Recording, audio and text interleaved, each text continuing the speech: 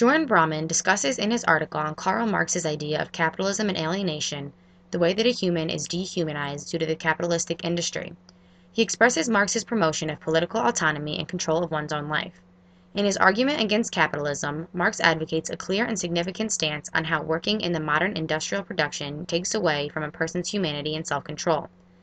The fact that workers are controlled in their workplace by entrepreneurs not only in the work that they provide, but what they produce and how they relate to one another, liberty does not exist according to Marx.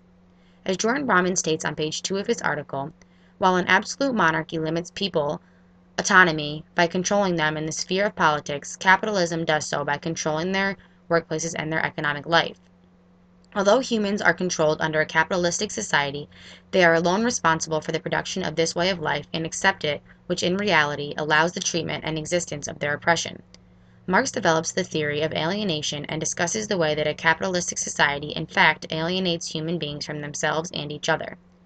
First, Marx states how humans become alienated from their labor and tend to think of work as a job.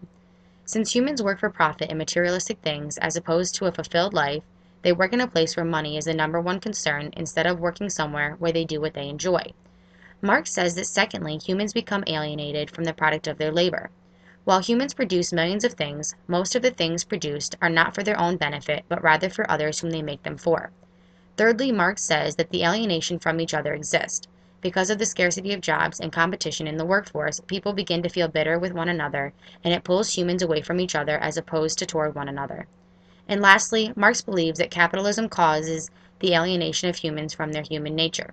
Humans are meant to produce things besides materialistic goods, such as simply being humane. Capitalism, as Marx believes, causes the alienation of this.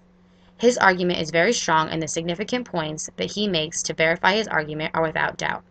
Capitalism is in fact taking away from the human's autonomy, and as stated on page 7 in Brahman's article, should be abolished as soon as that is a realistic possibility.